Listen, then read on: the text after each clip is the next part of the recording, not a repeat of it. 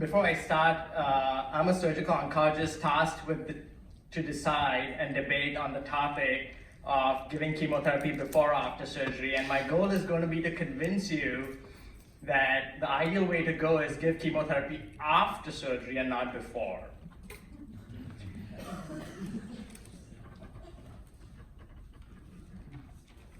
So I believe preoperative therapy plays a role in management of some patients with resectable pancreatic cancer, and neoadjuvant therapy is not the standard of care.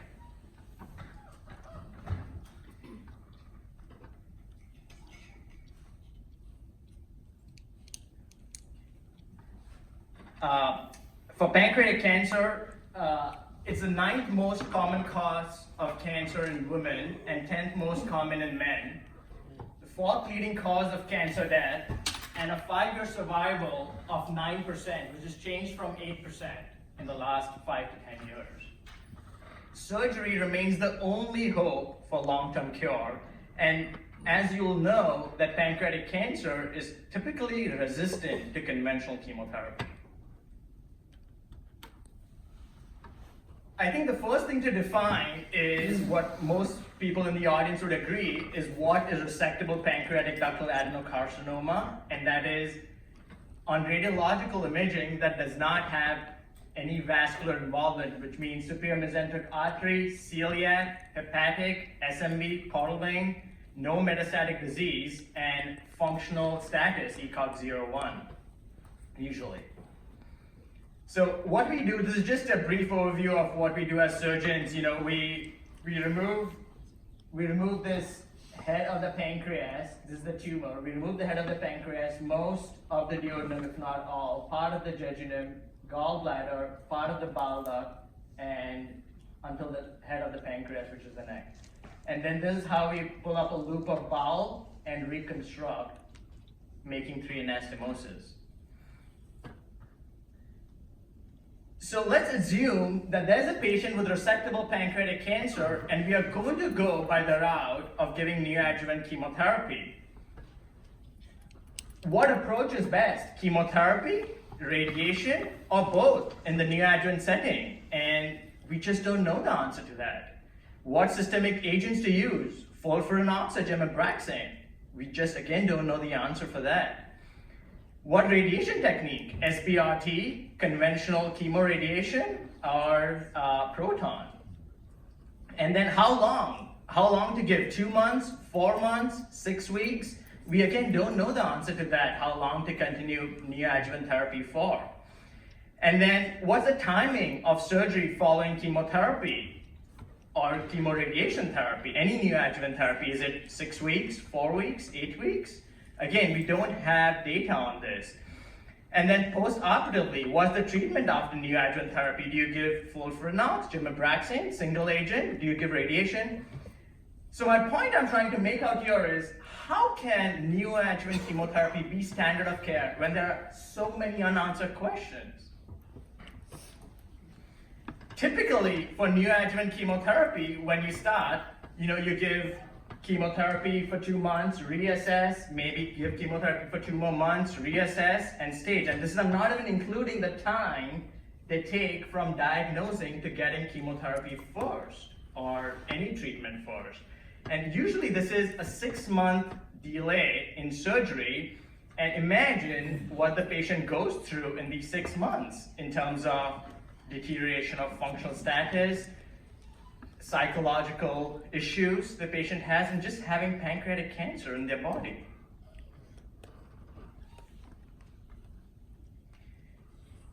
And some of the things I'll go through what will be proposed in the next talk.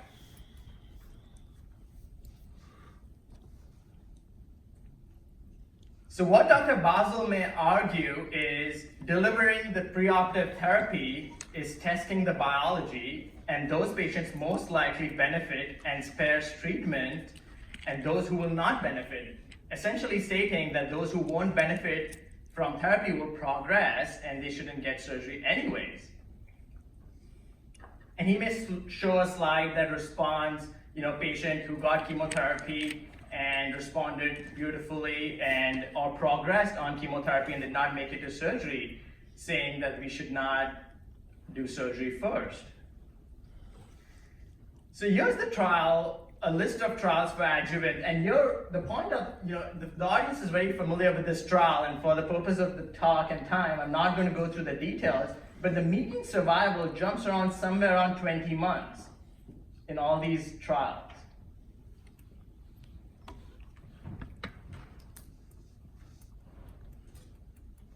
But this is the trial I'm going to talk about, is the Adjuvant FOLFIRINOX trial, the French trial, the Prodigy group trial.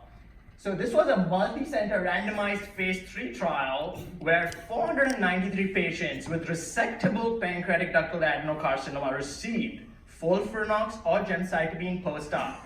So just to give you a little background, traditionally the post-operative regimen for pancreatic cancer after surgery has been single-agent chemotherapy, either 5-FU or gemcitabine. And this trial, the FOLFIRINOX regimen that's been used preoperatively in borderline resectable, this trial tried to use that post-operatively and see what the results are. And the results are fascinating. Concentrate more on the median overall survival. It's 54.4 months versus 35 months.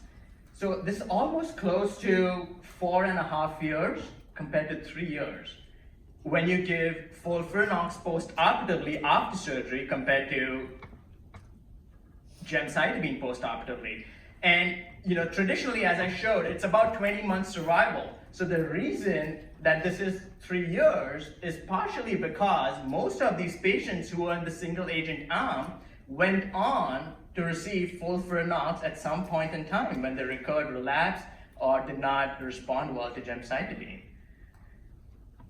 The grade 3 and 4 toxicity is definitely more with FOLFIRINOX compared to gemcitabine, but again, the grade 4 toxicity is essentially same in this trial. And then 3/4 of the patients received FOLFIRINOX when they relapsed, and so that's probably the reason of the 35-month survival. And looking at this data, some people in the audience are going to say, well, 50% of the patients don't go on to surgery, to chemotherapy after surgery. Just hold on to that thought for a few more minutes, okay?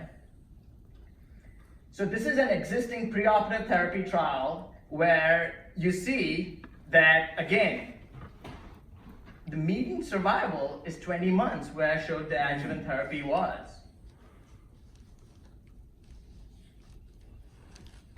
This is a prospective phase 2 trial of neoadjuvant chemotherapy for resectable pancreatic head adenocarcinoma, where there were 28 patients, 26 resected, 80% R0 resection rate, margin negative rate. And for intention to treat analysis for pancreatic ductal carcinoma, again, the overall survival was 20 months.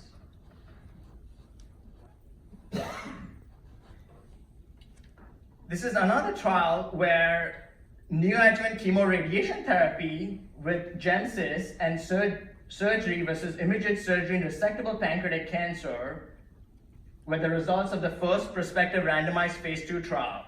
254 patients required to detect a 4.33 month improvement in median overall survival, and the trial stopped because there was difficulty accruing patients to neoadjuvant trial just because of the previous data prior to this trial and difficulty with accruing owing to some psychological issues the patients have having cancer in them.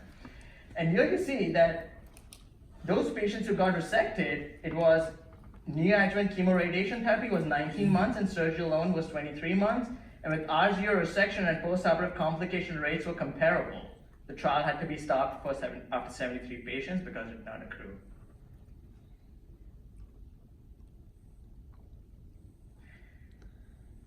The second point that Dr. Basil may argue is many patients undergoing surgery first did not receive adjuvant therapy due to poor performance following pancreatic cancer, and that's the reason many patients and many physicians don't trust the French trial. But I'm going to give you this highlight, okay? So look at this. 4 institutions or groups, 1/4 of the patients did not reach chemotherapy after surgery. But this data is archaic. It was probably before I was born. Look at the time. It was like before 2000. And then, what I'm going to point out here is more recent data from MD Anderson. If ECOG 0 and 1 patients are taken to surgery first, only 6% of patients don't end up getting chemotherapy. 94% of them do end up getting chemotherapy. This is another trial showing how the compliance is so high for patients who get chemotherapy after surgery. And again, it's almost 90% in the two trials. This is a very interesting slide about getting to surgery after neoadjuvant therapy, which is what Dr. Alras is going to argue. So look at this. So 21% of patients did not go to chemotherapy, did not go to surgery because they progressed. But another 19% of patients did not go to chemotherapy because either their did not go to surgery after neoadjuvant chemotherapy. That is 1 in 5 patients because their performance status deteriorated, or they locally progressed, though they did not metastasize, and then now it became difficult to resect locally.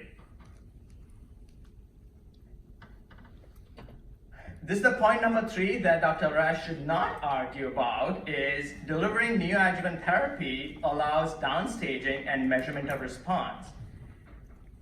Now, we know from the RESIST trial in 122 patients that the response is minimal for stable disease, partial response, progressive disease, and again, you see the number of patients, and this is the take-home message for the study, that it's insignificant.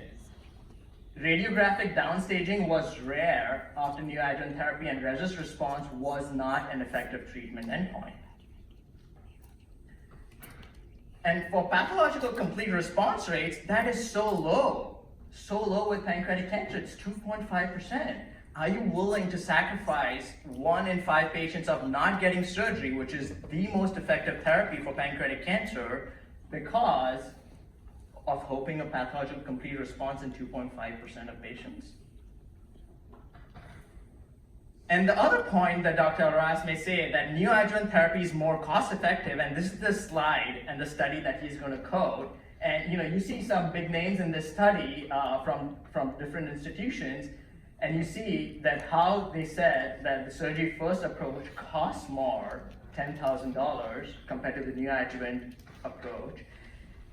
But what I'm going to argue in this study is probably one of the most biased studies I've seen reported in the literature. The patients they collected and compared were from different databases. One was NCDB, one was NSQIP, and one was institutional, MD Anderson. The cost estimated was Medicare, which does not include the true third-party payer mixes. Survival was not analyzed by intention to treat, and cost of treating patients that progress on therapy was not assessed. Additional disadvantages of preoperative therapy. So for preoperative therapy, you do need tissue diagnosis, and that sometimes can be a little challenging for smaller tumors for pancreatic cancer, which essentially are resectable pancreatic cancers. And there's a possibility of progression. As I said, 1 in 5 patients just progress, not metastasize, but locally progress and deteriorate the performance status. And the need for endobiliary stenting, usually they present with jaundice, especially when it's in the head, and you have to perform endobiliary stenting for them getting any form of chemotherapy for their bilirubin to come down. And the stent is not without complications, and I'm quoting literature over the last 20 years, where you see that really the stent-related morbidity and mortality is quite significant. So in conclusion, adjuvant therapy remains the current standard of care for resectable pancreatic cancer, as it is associated with the best reported outcomes, minimizes the psychological distress, high rates of therapeutic compliance, there's decreased risk of postoperative complications, wide acceptance by patients and physicians, and drives the research mission. Neoadjuvant therapy cannot be standard of care for resectable pancreatic cancer as it suffers from, there's no data. There's limited acceptance and there's increased risk of physically and psychologically affecting the patient to an extent that the patient may not go to surgery. And you may hear that, that we've been doing this for 20 years, 30 years, and we've not changed anything, and giving adjuvant therapy is the same, but we've changed a lot. Our surgical techniques have improved. Instead of single agent, now it's dual agent therapy, and we have a pretty recent study proving my point.